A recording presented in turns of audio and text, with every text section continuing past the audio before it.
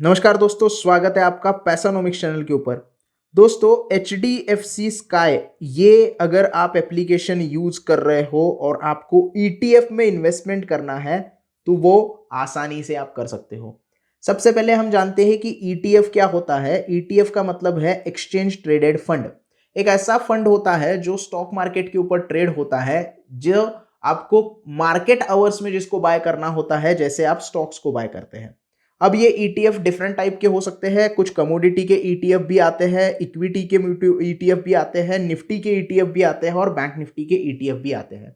अगर आप bank Nifty या निफ्टी खरीद नहीं सकते, क्योंकि आपको पता है कि बैंक निफ्टी जो है वो एक इंडाइसिस है और इंडाइसिस को हम डायरेक्टली खरीद नहीं सकते हैं, तो आप उसका ETF यानी कि एक्सचेंज ट्रेडेड फंड खरीद सकते हैं, जो कि निफ्टी और बैंक निफ्टी की तरह ही काम करेगा, लेकिन उतने ज्यादा क्वांटिटी में या उतने ज्यादा पैसे देकर आपको नहीं बाय करना होता।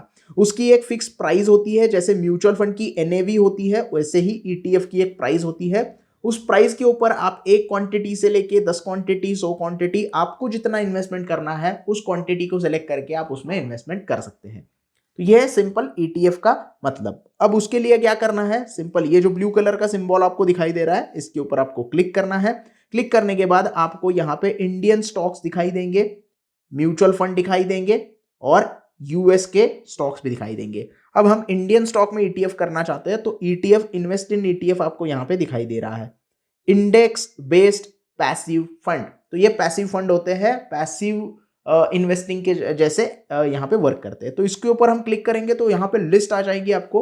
एक्सिस गोल्ड मतलब ये गोल्ड का ETF है। IDF निफ्टी येट मतलब ये निफ्टी का ETF है। ये गोल्ड का ETF है। ये बैंक का ETF है। लिक्विड फंड ETF है। और उसी की तरह आपको डिफरेंट डिफरेंट यहाँ पे ETF दिखाई देंगे।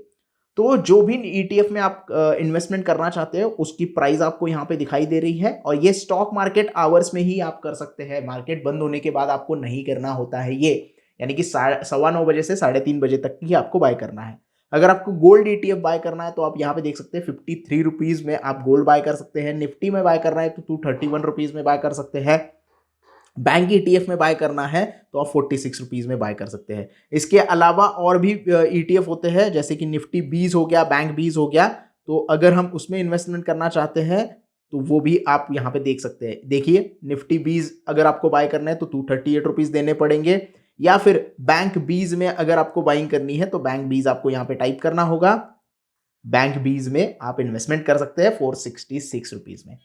अगर आप बैंक 20 बाय करते हो तो आप बैंक निफ्टी इंडाइसेस में बाय कर रहे हो, उसमें जितने भी स्टॉक है आपका छोटा छोटा पोर्शन उसमें इन्वेस्ट हो जाएगा, और जैसे बैंक निफ्टी परफॉर्म करता है वैसे ही ये बैंक 20 परफॉर्म करेगा, और निफ्टी का भी सेम होता है।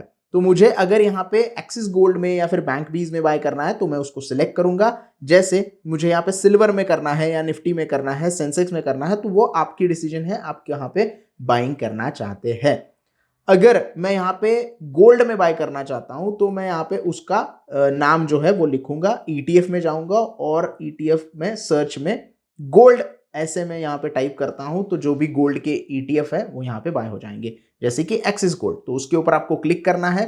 इसका चार्ट भी आप देख सकते हैं और मार्केट डेप्थ, वो सारी चीजें भी आप यहाँ पे देख सकते हैं। आप उससे NSE पे या फिर BSE पे भी बाय कर सकते हैं। आप उसकी SIP भी शुरू कर सकते हैं, इसमें GTT ऑर्डर भी लगा सकते हैं। तो सारी चीजें जैसे आप स्टॉक के ऊपर करते हैं वैसे ही आप यहाँ पे इसके ऊपर कर सकते हैं। तो बाय के ऊपर क्लिक करना है, जितनी क्वांटिटी बाय करनी है उतनी क्वांटिटी आप यहाँ पे सिलेक्ट कर सकते हो।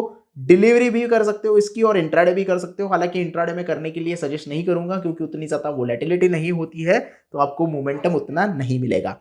MTF फैसिलिटी भी यूज कर सकते हो, यानी कि मार्जिन ट्रेडिंग फैसिलिटी भी ETF बाय करते वक्त आप इस्तेमाल कर सकते हैं।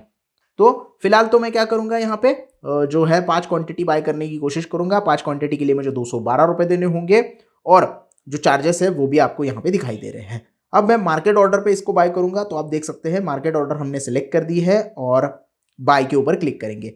अभी इनसफिशिएंट बैलेंस बता रहा है तो मुझे क्वांटिटी थोड़ा सा कम करना पड़ेगा, तो 3 क्वांटिटी में बाय करूंगा, क्योंकि मैंने इतने ज्यादा पैसे यहाँ पे ऐड नहीं किए हैं। अभी भी इनसफिशिएंट बैलेंस, क्योंकि मैंने एक ट्रेड लिया है, शायद इसकी वजह से ये बोल रहा होगा। तो पहले उस ट्रेड से एग्जिट कर लेता हूं जो भी है, तो हमारे पास फंड आ जाएगा। तो मैं आपको ये सारी चीजें बाय करके दिखाता हूं। तो पोजीशन में जाएंगे तो एक छोटी सी पोजीशन है जिसको हम एग्जिट करेंगे, और जो भी है इसको एग्जिट कर देते हैं। और कंप्लीट हो गया है तो हमें कुछ ₹1.95 का नुकसान हो गया, कोई दिक्कत नहीं है, इसका कोई बड़ा इशू नहीं है, लेकिन हमको ETF बाय करना है। तो एक्सिस गोल्ड के ऊपर हम क्लिक करेंगे, बाय के ऊपर क्लिक करेंगे और मैं यहाँ पे आपको 4 क्वांटिटी बाय करके दिखा देता हूँ और रिव्यू बाय ऑर्डर करेंगे। अभी देखिए फंड आ गया है हमारे अकाउंट में, प्लेस बाय ऑर्डर करेंगे और ये देखिए एक्सिस गोल्ड का ऑर्डर हमारा सक्सेसफुली प्लेस हो गया है। ऑर्डर स्टेटस में जाके देखेंगे तो आप देख सकते हैं एक्सिस गोल्ड हमने 4 क्वांटिटी बाय कर दी है और ये पोजीशन में आप देख सकते हो, अगर हम होल्डिंग्स में जाएंगे या फिर पोजीशंस में जाएंगे तो यहाँ पे आपको सारी चीज़ें देखने के लिए मिल जाएंगी। ये देखिए हमारा जो है एक्सिस गोल्ड यहाँ पे बाय हो गया है। फिलहाल तो कोई भी यहाँ पे मूवमेंट नहीं हो रही है क्योंकि ETF जो होता है इस तरीके से ही काम करता है, ज़्यादा बड़ी मूवमेंट यहाँ पे नहीं दिखाई देती। जैसे जैसे इसमें प्रॉफिट होगा वो हमें दिखाई देगा। आज ये पोजीशन में दिखाई दे रहा है, दूसरे दिन आपके होल्डिंग्स में आ जाएगा और जैसे आप होल्डिंग के स्टॉक बेचते हो वैसे ही आप इसे बेच सकते हो प्रॉफिट होने के बाद। तो यह है पूरा तरीका HDFC स्काई में ETF को बाय करने का।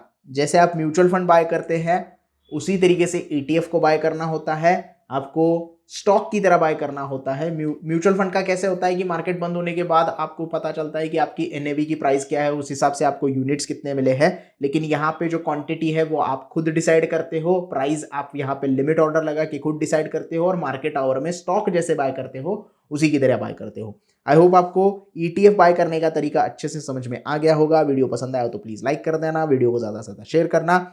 अगर चैनल पर नए हो तो जल्दी से चैनल को सब्सक्राइब कर देना और कोई डाउट है तो कमेंट सेक्शन में पूछ सकते हो। धन्यवाद।